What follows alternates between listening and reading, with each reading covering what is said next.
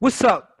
This is Jimmy the Blueprint from By the Hood. And listen, this is episode 35 of the By the Hood podcast or webcast because I don't know how you're consuming this content. As always, I got my brother Corey with me. Corey, what's going on? What's going on, Jim? How you feeling? Oh, man, it's the new year, man. I ain't got no complaints. You know what I mean? Rent came in on time beginning of the month. So I'm good, man. Shout out to all my tenants. But with that being said, man, we're going to continue to bring this content for 2020. Special thanks to everybody, who sent us well wishes for the new year, who shared our content, our new YouTube subscribers. But as usual, Corey, checking the analytics, our Apple numbers are through the roof. Like, it just gives me more evidence that Apple is a company because – listen, I'll be very transparent. 82% of our listeners that listen to this podcast, and we get thousands and thousands a week, come from Apple Podcasts, which is crazy. So what's that tell you about Apple as a company? You know, we're talking about investments and stuff, but that's either here nor there, man. This episode, we have a brother coming to you who is a real estate investor. He's a young tycoon in the making, man, and we can't wait to talk to him. We got Tarik McAllister in the building. Tarik, how are you, sir? I'm well. Appreciate you guys having me, man. Listen, man, following your journey online on IG, I see everything you're doing. And a couple brothers that I know, have worked with you. The real estate bully, our guy Tom talks about you all the time. We just like chopped it up with Tom, and he was talking about he's talking about a project you got going on in North Philly. But we'll get into some of your projects, man, because I see that you've made the transition from wholesaler to now full developer. And that's something that we got to talk about. It's something we got to talk about. But, before we get into what you got going on now, where are you from and how'd you get into real estate?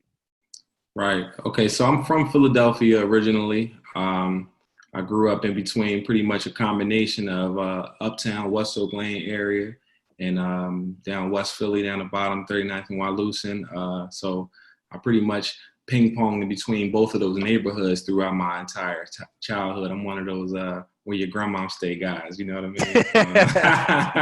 No doubt. You know what I mean? You know what I mean? I went to school uptown, but I got a lot of family down west, and I spent the greater part of my childhood, summers, weekends, et cetera, in that neighborhood. So I hail from both. I do a lot of community events down at Claiborne and Lewis Rec Center down at 38th and Popular Street, and that's pretty much also the neighborhood close by that I'm primarily investing in as well, right across the bridge over in Strawberry Mansion.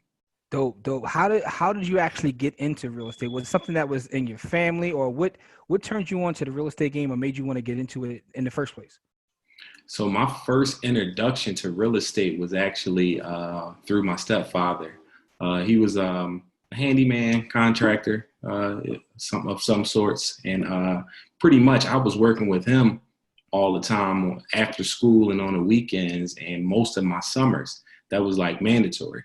And pretty much that started at like 14, 15 years old. By the time I was, a sophomore in high school, I was turning over units for him, essentially like painting the units and stuff like that, like for other investors that he worked for.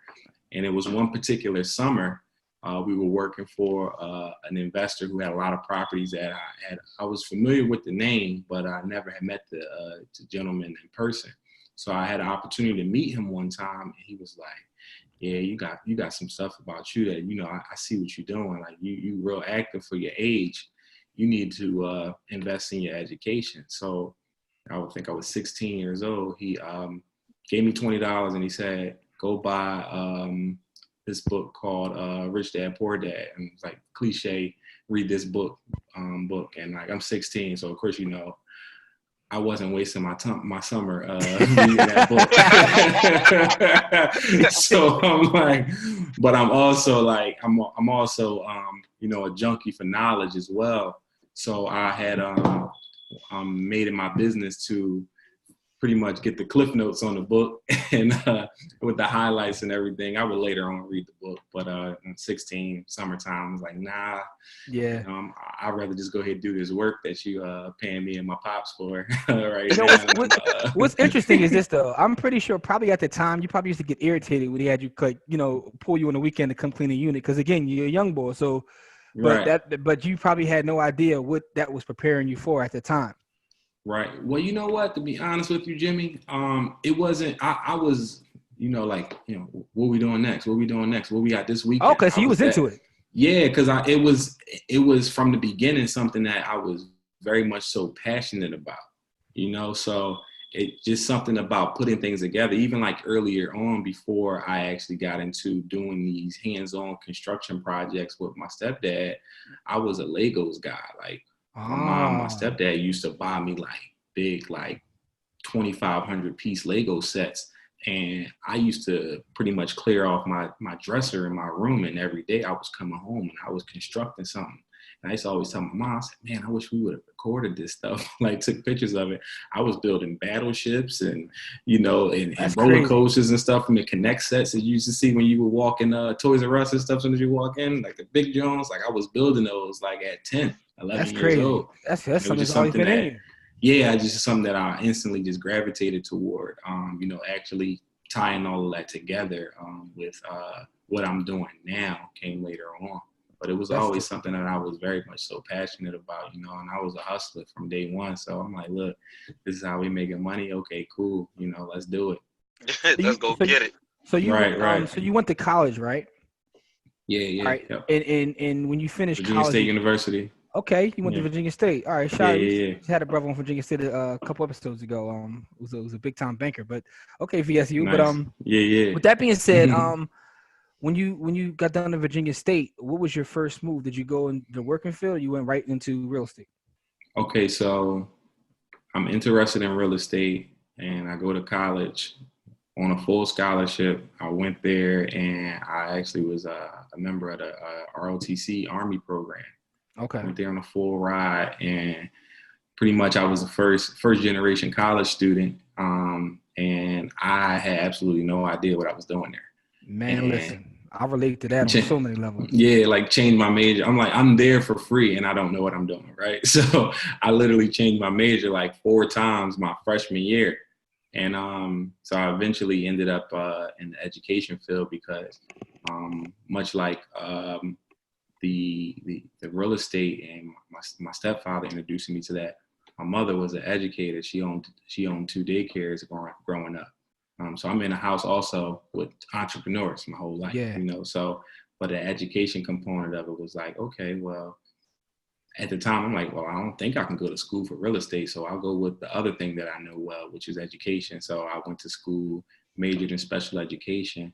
And when I came out, the plan was to be an Army officer for a couple of years, pay my time back. But I actually ended up foregoing the military, and I went straight into the working world. I was working at a university down in Richmond, Virginia, actually VCU University. I was there for a greater part of about 5 years, and I was it's called a rehab counselor. I was working with students with physical and mental disabilities, helping them find employment. Okay. And, but simultaneously doing that, I was looking for my first real estate deal. So 2013 is when I graduated college. As soon as I graduated, I started looking for deals. All of my battle buddies and my army buddies, they are like, yo, we can get loans and we can go buy Chargers and we can buy Audis and stuff. I'm like, oh, word, I got this Acura CL, this joint clean. I'm going to get that same loan. I'm going to go buy a crib, right? So that's what I ended up doing. I bought my first property back in my old neighborhood out in West Philly. And it was a duplex. I purchased it. And myself, my stepdad, my brother, my godfather, we all chipped in over the course of about a year and a half. Like I'm going back and forth from Richmond to Philly damn near every weekend. And I'm rehabbing the property with them. And pretty much got it up and running while simultaneously still working my day job. And man, that's a lot of gems right there. For one, the ability to partner up with family and friends, right? That's one thing I took from that. The second thing is, you didn't recklessly leave your job. You held your job while you started to build on the side. Then eventually you build on the side so you can, go ahead and make the choice to leave whether you want to or not. So and he made the smart choice. And he made the smart choice with the loan money, because absolutely that could have got ugly. He could have went. That could have got ugly and dumb. Yeah, absolutely. For sure, man. For sure, it's definitely a different situation when you like that first loan that I got I saved up my own cash to buy the actual house. I bought the house for $23,000. I told you, Jimmy, I'm a hustler, man. So I'm working full-time day and I'm working a full-time night gig, so I'm grinding, I'm stacking my money. I'm literally not spending anything other than the essentials, and I'm stacking that money. And then when I finally got enough capital to buy the house, I bought the house, and then I got the loan to rehab the house. So I got a standard personal loan just to rehab the house, and it wasn't enough. But it got me started. It's funny, man. Like, you guys are inspirational. All you guys that are in your 20s now. I was having a conversation with Ish on New Year's Eve, right? Okay. Everybody knows Ish. She's everybody's favorite IG auntie. But I was talking to her. That's my girl. Yeah, she's another one that went to school with us. But I was talking to her on New Year's Eve, and we were talking about how it's like sort of this renaissance going on, for lack of a better term. Like, for sure. And when I hear your story, like guys like you, Tom, Doug, Boom, when I hear you guys and the way you talk about, like, hustling and saving, it's like real inspiring, man. Like, I'm older than you guys. I'm 40. So when I hear you guys talk like that, man, it's like, it's crazy. Cause I was the same way in my 20s, but it wasn't too many of us. I was like, I felt like I was alone because there was no internet, there was no IG, there was no way to connect with people all across the world. But to hear your story and see the sacrifice you guys are making and the things you're doing, because, you're doing amazing things now. How did you go from that to then trying to master the wholesale piece? Like, how did you make the transition? Because you bought that crib, but I know you did some wholesaling as well, right? Right. So funny thing about me wholesaling, right? I started wholesaling by accident. All right. So that first property that I bought back in late 2013, early 2014, prior to finding it, I'm on the hunt. I'm not using a realtor though. I'm on Zillow and I'm looking for that the right property, and I'm trying to find it, right? And I'm not having much luck. So my pops, he's like, yo, like, well, all these abandoned houses around here, like, why don't you like look them up and find out who own them, right? And like contact them some kind of way. He has this ability of like giving you an idea with not much direction, right? So he'd be like, yo, you should build that house over there. Like, I don't know how you're going to do it, but you should do it. It'd be a nice house right there. You'd be like, okay, all right, cool. Yeah, I got to figure that out. So I'm like, okay, all right, well, how do I do that? I'm like, all right, well, I'm Googling, and I discover, Phila.gov, and I'm like, okay, all right, I go on Phila.gov, and I'm looking up the properties. I'm finding these addresses of other properties in the neighborhood that I want to buy in at the time, which is West Philly. So I'm looking up the properties. I get up like maybe 20, 30 properties on my list. I got a notepad. I'm looking them up. I'm writing down the addresses, and I sat down one night at the table, and I write out a bunch of letters for all 30 of these properties, and I get my stamps and I send them out, and you can't tell me I ain't doing something right now, right? I send them 30 letters out. I got 0 calls. Right? So I got 0 calls, man. And then I was like, I found a property, and eventually on Zillow from like a for sale by owner type of situation. Guy he had this property. He needed to liquidate it fast. He wanted to move out of the country. I was so green. Like, I was like dealing with this guy directly. I gave him the deposit check directly. Like, I was just like, yeah, you mentioned Boone. That's one of my partners on our project. Like, we were like actually together like a few days ago. We were walking past a Starbucks. And I was like, yo, I signed my first deal in that Starbucks right there. And I was telling them about like how I gave the guy the deposit, like in his name and everything. It was crazy, man. Like, I was just out here cowboying, you know what I mean? But you know what, though? It's a lesson in that too, though. You were still taking action, right? So yeah, for sure. Because I talk to people every day, and one of the things that I find is a lot of people are trying to like protect themselves from any mistake that can happen. When the bottom line is you're going to make mistakes. Everybody's going to make mistakes. If you're in this game long enough, you're going to make mistakes. And I've made every mistake there's to make. So you still were taking action, and you learn from it. You can laugh at it now, but the fact of the matter is you were taking action, which is important. No doubt, man. So basically from that situation, I ended up finding a property, like I said, from a for sale by owner. And then I get a phone call after I closed on the property, and someone was like, yeah, I got your letter. And I'm like, oh, I'm cool. Like, I already bought a crib.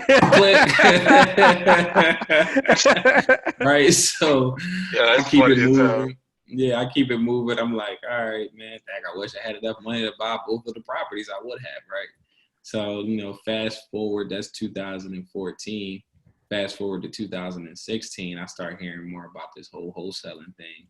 And, I'm sure it was around, but I wasn't aware of it, as much because I'm focused. I got tunnel vision. I'm just trying to fix my duplex up, And I had just bought another house down in Richmond. So I bought another house, and I also had using an FHA loan, and then I had my investment property up in Philly.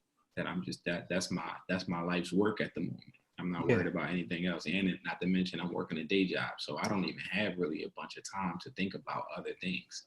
So, friend of mine back in Philly was like, "Yo, like I'm about to start wholesaling," and he's a friend. He's a good friend of mine. My guy Jabril. He was actually my realtor when I bought my first property. That's how we met, and we still tight to this day. And he introduced me to wholesaling, reintroduced me to wholesaling, and then he explained the model to me, and he told me about a few people that was doing it in the city, and I was like, yo, I did that before, you know what I mean? And I recalled back to when I bought my first property. So he was like, yeah, man, this is what we doing. I'm like, all right, well, cool, like I'm down, like, you already pretty much are exposed to it already. Like, you want to give me the game. So we started talking about it. And one thing about me, like when you tell me something and when you break something down to me, I'm like, okay, I do a deep dive on it and I become obsessed with it. And I'm going to learn all the ins and outs of it. So that's what I did. And pretty much started ramping up the marketing, made a lot of sacrifices to ramp it up significantly more than my previous 30 letters. You know what I mean? I started sending out 500, 1,000, 1,500 letters and, started getting results, man. Started closing deals, and pretty much the model was simple for me.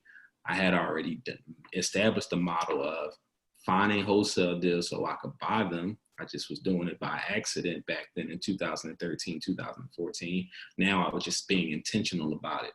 So I was finding the deals.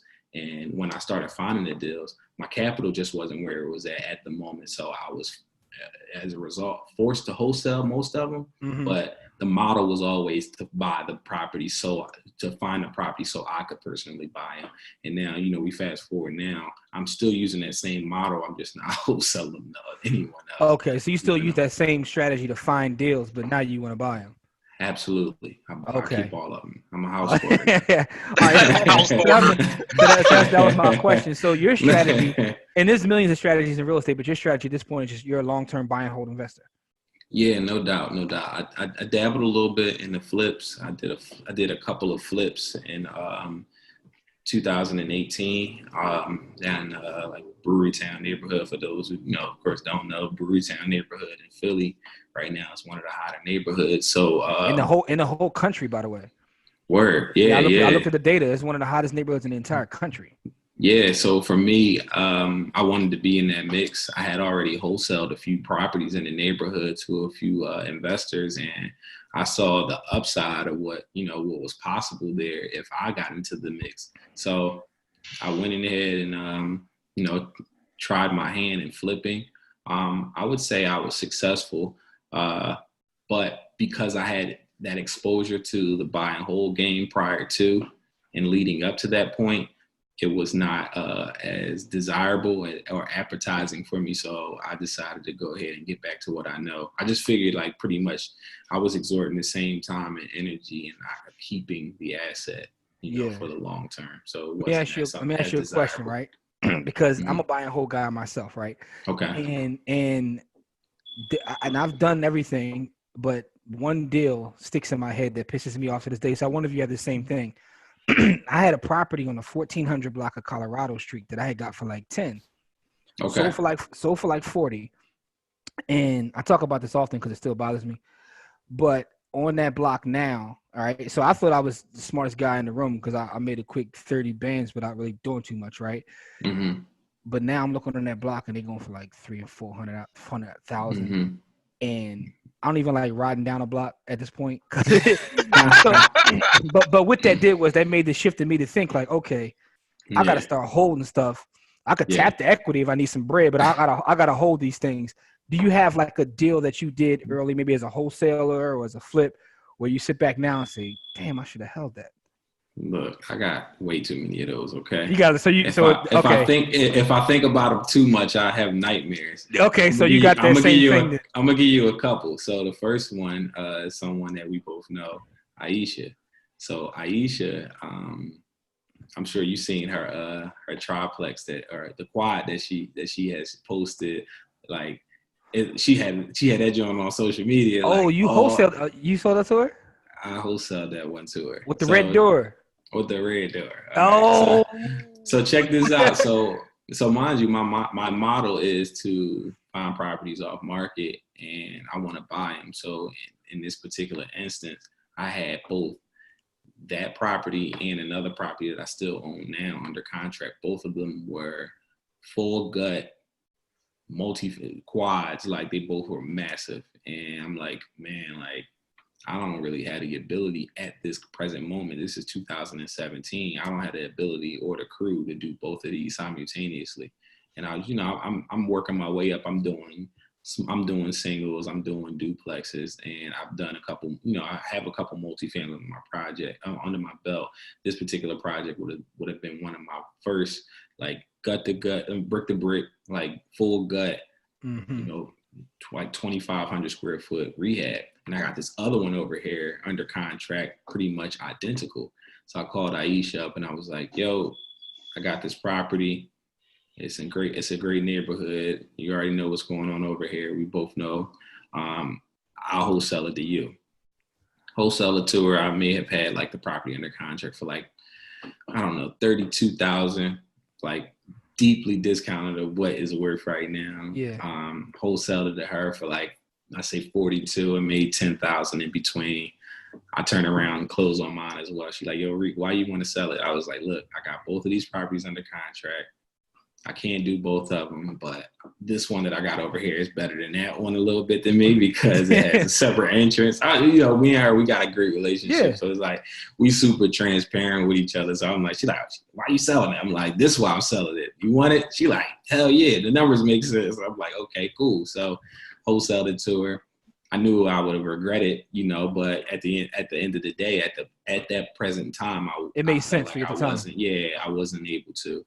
But I wholesaled it to her, and I'm talking about like that whole year she rehabbing. I'm just like, every once in a while, she tagged me in a post like, yeah, shout out to my boy Lee, for passing this deal. Like, I threw a shot at her like not too long ago. I'm like riding around the neighborhood recapping several other deals that I did the same thing on, right? And I'm like, yeah, that's my girl Aisha John right here. She like, yeah, good looking out, Rick, appreciate you. I'm like, oh my gosh. But yeah, that's one of them, man. And the other ones, like you talk about the 1400 block of Colorado Street. So, and talking about Brewery Town being one of the hottest neighborhoods throughout the country, right? I had 3 properties on the 1300 block of Newkirk Street. Wow. Right? I'm talking about, I wholesale, I sold them all. Like I'm talking about some of them I had under contract as low as $50,000. Like, wow. Like, man, like a wholesale all of them. I was like, yeah, this is all like. Now that was 2017. Like that was a great year for me for wholesaling, though. That enabled me to do a lot of what I'm doing now. That 2 years ago, was enabled me to do what I'm doing. Yeah, I know, because these last 2 years, I see you've been on fire these last 2 years. Like, yeah, man. You built up the capital, but still, just to be able to hold those properties, you probably be sitting on an M. Hindsight is 2020. He already. Yeah. I know. Over the last 2 years, you've did a couple million. Like I know several $1 million in portfolio, right? We've done well, man. I ain't trying to put your numbers out there. I ain't gonna put your numbers out there. But what I'm saying is that was the process, right? So you learn from that. So at this point, right. I know that now you know how to put plays together where you probably would hold some more than you could have or would have back then, right? Yeah, absolutely, no doubt, man. Like no doubt, like it's this like those lessons were like those were truly some of the most important times of my investment career. 2017 was the year for me. When people talk about what was your year where it's like where things took a turn for you, that was the year for me for several reasons, because I personally, in my opinion, left a lot of money on the table. That was a year where I almost cracked 7 figures wholesaling, but I look back at it like, man, I left a lot of money on the table. I left a lot of long-term money on the table. You know, I had deals in Brewery Town. I had at least 10 deals in Brewery Town that I wholesale to other investors who are making a killing on those now, you know. And I'm in a neighboring, you know, community, Strawberry Mansion, to the north. And those numbers are great. I could only imagine what I would be looking at right now if I had those other ones back then. But, you know, hindsight is 20/20. Absolutely. But you learn from that. But even in Mansion, I was looking at some sales yesterday in Mansion, and I was like blown away. I just saw a property on a 1900 block of 24th Street. It sold for $243, right? So this is like right off of 24th. That's around Diamond, like, right? Yeah. And I was only looking this up because I'm doing a project right now on a 1900 block of Taylor. So I was looking for comps, and I saw this one, and I'm like, over there right now as well. Yep. And I'm looking at this comp, and I'm like, something wrong here. It was so crazy. I went and actually paid to get the deed. Like, something's wrong. Like, I'm like, yo, this has to be a blanket sale or something. Right? It's not though. Yeah. FHA 3. I'm like the 19. So the numbers I'm seeing in Mansion are getting up there too, and I'm like, you know, I don't know what's going to happen to folks in Mansion, but this is what's going on in Mansion too. You're working on a project right now, man, that I follow this just because I think these buildings are beautiful buildings, big brownstones down there, and I think you have 2 of them, right? Three. Oh, excuse me, you got 3 of them. Yeah, 3 in a row. I can't wait to see what. First off, how did you pull that off to get those 3?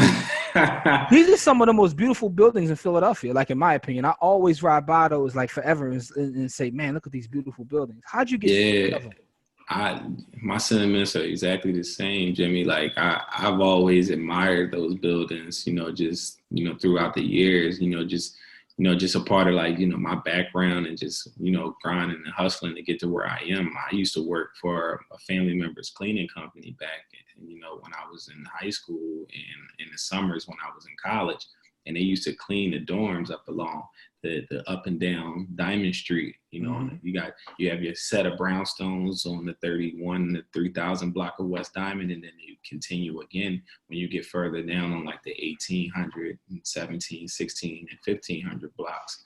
And I was always in those properties in the summer months, and I was like, man, like these buildings are beautiful. It just reminds you of like everything that you would think about when you think about like New York City, Brooklyn, brownstones, like all the stuff you see like on a Cosby. Yeah, I was saying on the Cosby show and stuff, man. Where you see like those dope like pro-black pictures with the black family on a large brownstone stoop and stuff like that. So it just gave me that visual. I'm a real visual person. Like I love art and stuff like that. So I'm like, dang, man, I just always would think about that. So these buildings was like that for me.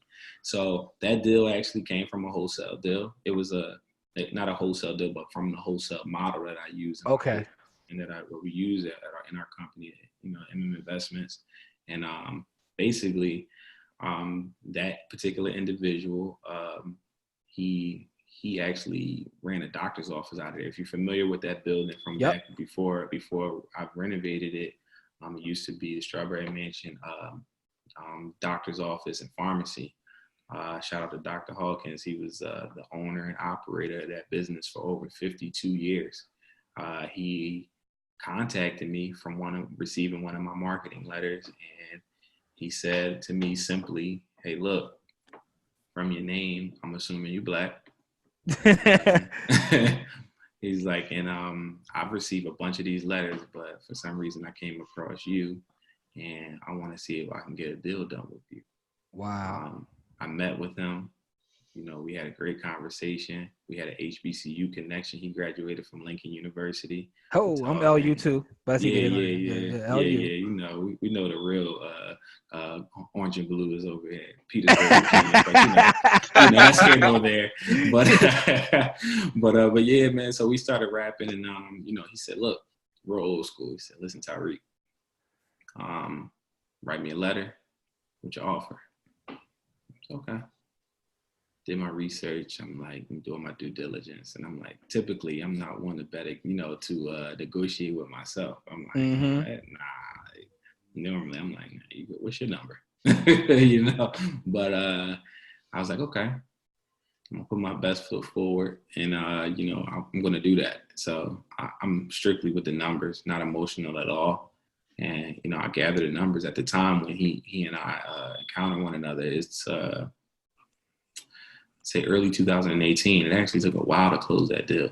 It didn't close overnight. So I pulling accounts from what was in the area at the time for that size. And these are, that's roughly over 10,000 square feet across all three buildings, I know, that's crazy. So these are large buildings. So to find comps in the area that are similar and comparable to it, it's virtually impossible.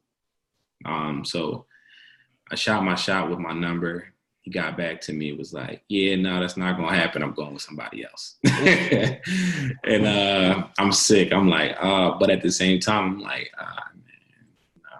Maybe I wasn't really ready for that anyway, And I was like, kind of just chalked it up. And then just out of the blue, like I got a call from him. And he's like, yeah, hey, Tarik, you still interested in buying my buildings? The deal that I had fell through. They couldn't get their financing. They couldn't get this. You want to make it happen? This is the number I want. He had a number in mind. He was like, listen, this is what I want for the property. And that's what I want, period. Let me know if you can do it. I'm like, you know what?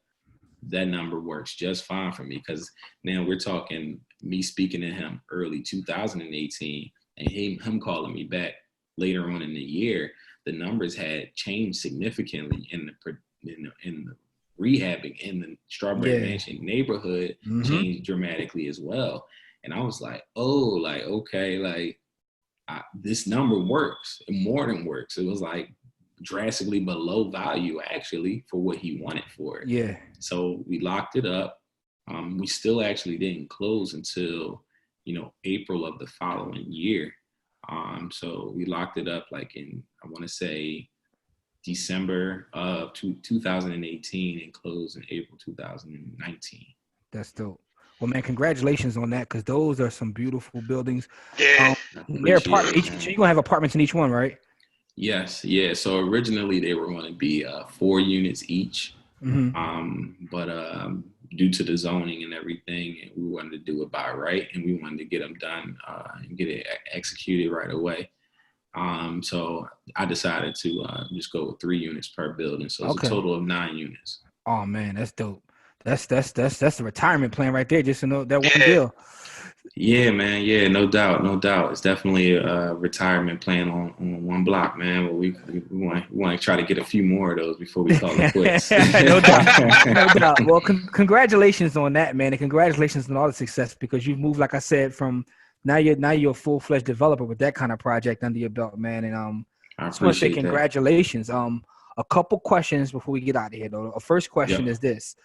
Throughout this journey of starting where you started, doing the wholesaling, now doing development, what would you say has been like the most difficult thing to happen, or for you to get over? What's the biggest hurdle you had to get over to actually become the actual real estate developer you are now?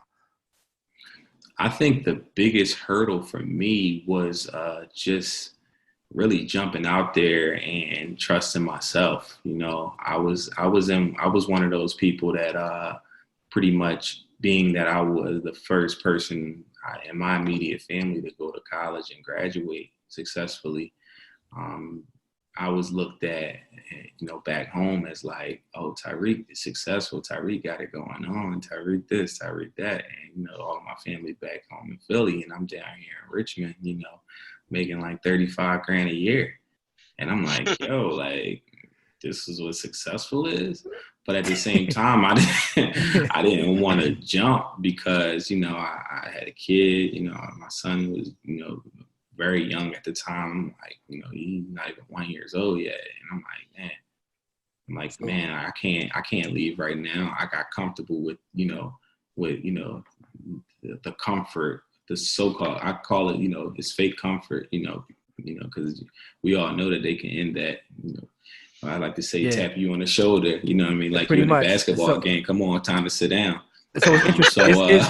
Here's what's interesting about you saying. So basically, you're saying that taking that chance to bet on yourself. As I sit there and watch you with the bet on yourself thing behind you, like yeah, you man. know what I mean? That's crazy. Yeah. Oh yeah, that's my my sister gave me that, man. That's a new piece. Bet on yourself, and that's kind of like what the hurdle was. That's interesting, but that was the hurdle, man. And from there it was like, okay, I'm out here. It's time to get it. It's time to go. For me, I shared it on my Instagram before. I'm a visual person, and I'm very competitive as well, right? So I had to figure out like.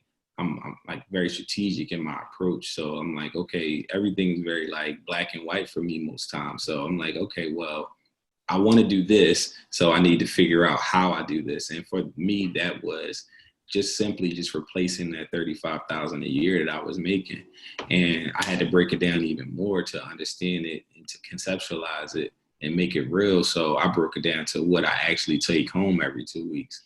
And that totaled up to $27,000 a year. I think the number actually was like $26,400. I know that was the number actually, but I rounded it up to 27,000, and I wrote that on a piece of paper, and I put that on every surface pretty much throughout my house that I knew I was going to see it every day, in my bathroom, in my living room, dining room, kitchen, everything, and as a visual aid of this is what. That job thinks that I'm worth annually. And 2, this is what I need to achieve to be able to leave and be able to replace this income that I support myself and my family on and take that next step. And once I was able to do that in a very short period of time, because I essentially made sure that I manifest that by seeing that goal every single day. That's powerful, man. That's powerful stuff right there. So the last thing I want to ask you is this though. What kind of advice would you give someone watching this who wants to get started? What kind of advice, or maybe a book or something you can give our people that watch this, that if they're sitting there and they're like, I want to get out there and start. I mean, what kind of advice would you give someone starting out from scratch? Well, my best advice that I can give to someone that I actually just shared this on like social media as well. Like, you don't get muscles the first time that you go to the gym, so you got to build up, right? So in order to do that, you got to have a plan. So for me and my journey, and I think others could benefit from it, is identify what you want. And then after identifying what you want, identify how you plan to achieve it. So, and then even create micro steps to that, on a weekly or a bi-weekly or a monthly achievement, and you say, hey, I want to do this, and this is how I'm going to do it. Because as you begin to build up, what you're doing is getting closer to that goal, but you're also building that confidence up within yourself, because that's what it all is. It boils down to at the end of the day, building up the confidence. Because once you get tapped in, man, out here, and you are actually out there achieving your goals, what you realize is you can essentially achieve anything. It's super cliche, but you can literally achieve anything that you put your mind to, as long as you got the appropriate plan and a goal in mind. So that's the best advice that I can give to someone, man.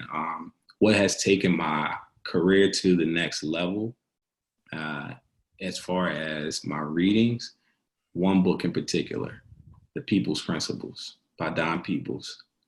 This is a book that I read that took my investment career to the next level. And, just an overview of the book. What I took from that book was the ability to go from 0 to 100 in a very short period of time, by understanding that it takes the same amount of effort to do a small project than it does to take a larger project with the right mindset. So that's what I obtained. Yeah, that definitely, man, because, even with, people look at the brownstone projects that I'm doing, I'm very proud of it, no question. Like, that's some of my best work thus far. and along with a few other projects that I'm doing in the neighborhood. But what that project has done for me was giving me the confidence to gear up to do larger projects, because I'm basically doing a 9-unit apartment complex, which was originally supposed to be 12 units, but it's still nonetheless over 10,000 square feet of renovations. And I'm actually doing that on 4 other sites within that neighborhood. So that gave me the confidence and the social proof within myself to say, okay, I can actually do this. I've done it. Here's the proof. What's next? So now I'm gearing up to do larger projects and put myself in position to. That's actually my next question. Like, now that you've done that, what's the next? But real quick though, before we ask you that question, one of the things that I took from that People's Principle book is just like how creative you can be when doing real estate deals. Yes. Some of the stuff that he was doing in terms of like, getting government money and pulling this person, his partner, and this, he was very creative. And he was being creative, like, people hear about creative financing, but he was being creative with like huge commercial deals. Like, but his creativity was real inspiring in the book. I just want to put that out there. But absolutely, just to expand on that a little bit more for myself, Jimmy. Like, that's what I'm all about. I'm all about OPM, man. Other people's money, So no doubt. You know what I mean? So for me, with a lot of my deals, I have partners. You mentioned Doug. Doug is one of my partners. He and I partnered on a total of 9 units. It was wholesale deals that I put together that, we were able to come together and collaborate on and creatively finance it to where, we were able to actually roll over the financing from one project to another. And then now he and I collectively own, roughly $1.5 million worth of, real estate. Mm-hmm. Boone and I, we put together a deal where we own a commercial mixed use building in the Brewerytown neighborhood, which is super hot right now. When we purchased it deeply below the value of it. We bought it for $60,000. The property's the ARV on it now, and it's going to be close to $700,000.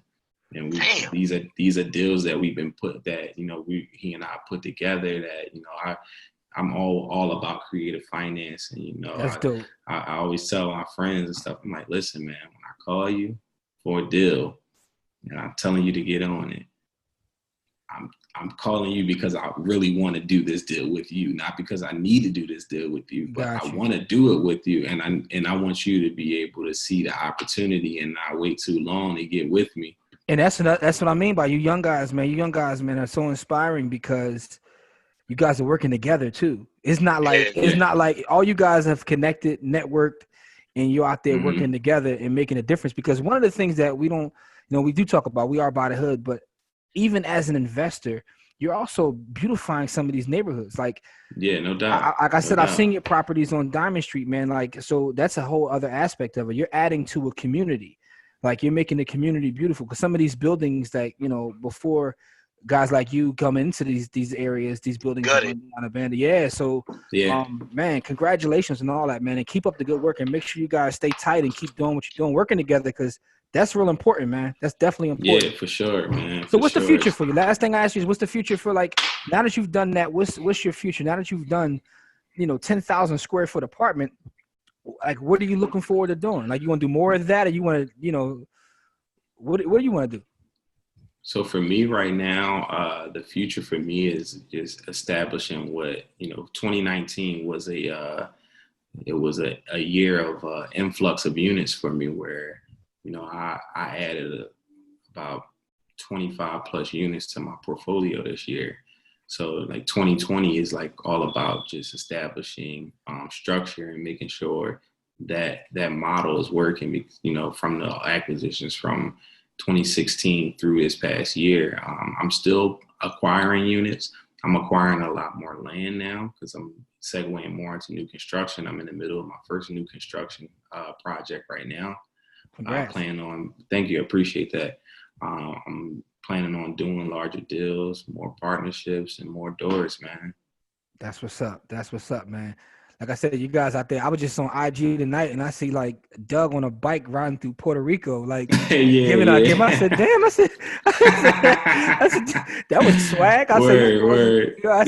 So you guys out here, man, doing amazing things. Yeah. First off, man, before we get you, I just want to say, man, congratulations on everything you got going on. For sure, congratulations, it, man. Yeah, I want to wish you much continued success, man, and just continue to do that because it's important for people that look like us. You know, HBCU too, man. That's important too. Yeah, no doubt. Rep that HBCU, man. Like, I got something real special coming with the HBCUs. We're doing a collaboration as well, man. I'm all about repping my HBCU. You know, listen, Virginia State I'm University. I give all the other HBCU graduates a hard way to go, but at the end of the day, it's all love, man. It's all absolutely. HBCU. And that's listen. I preach HBCU to everyone. Like, you know, I'm a Lincoln guy, but I think all of them need support. So and it's good to see a brother like you out here doing amazing things, man. Like I know Malik reps the HBCUs as well. Yeah. So I think it's important to see that, man. But I just want to wish you much continued success, man. Before we get out of here, Corey, you got any other questions you want to ask? Nah, man, he out here doing it large, and so you know, I'm a appreciate it too, because I grew up in those neighborhoods, and so growing up in those neighborhoods, that you know. I have a finer appreciation for what you do than most people do, because I know those neighborhoods very well. Like I ran through those neighborhoods, and so I'm very, very familiar. And your work is really helping people. You know what I mean, to move into spaces and places that are and better their life. You know what I mean. And so not to mention all the jobs you're going to provide by doing, you know. Yeah, all that work in construction provides jobs, and so. You know, that's what we want. That's what we want, man. We want to make sure we giving back to the community. You know, I'm always community first. You know, it's just how I'm built. You know, that's always been my foundation. I'm very intentional about what I'm doing in these communities. We hire a lot of people that's within the community. We hire obviously a lot of people that look like us as well on our job site. So that's something that I'm being very intentional about, even with, you know, duplicating that model and showing the model that I've created over the past, you know, 7 years or so, and showing other people how I'm doing it. You know, the hot topic is people want to get in real estate, but, you know, you got to know what you're doing in this game. And, you know, that's what I've embraced more of that model as well, expanding into the education component of real estate. You know, education is, you know, comes second nature to me because it's my foundation. It's what I went to school for. It's what I did professionally. But now, you know, I'm combining two of my passions, man. So, and my goal is to, you know, create more people like myself and, you know, my other partners to be able to do that. Philly and all other, you know, urban communities, you know, surrounding communities of the city throughout the country, man. We can turn it up anywhere. Yeah, absolutely. Yeah, for sure, man. For sure. You know, we listen, on the road soon, man. Absolutely. So listen, man, for those out there watching this, man, make sure you follow what he's got going on. I'm gonna put his IG, you know, right in the description box so you can see everything that he's got going on. His brother's doing amazing things. He's necessary for the community. So again, Reek, man, before we get out of here, I just want to say thank you. Continued success, man. I wish you a great 2020, man. Continue to kill him out there, good brother. Appreciate it, fellas. Thanks for having me. Absolutely. And for our listeners, man, as we always say, it's not about how much money you make. It's about how much you keep. Game elevates, man. And we'll see y'all in the next episode. Peace.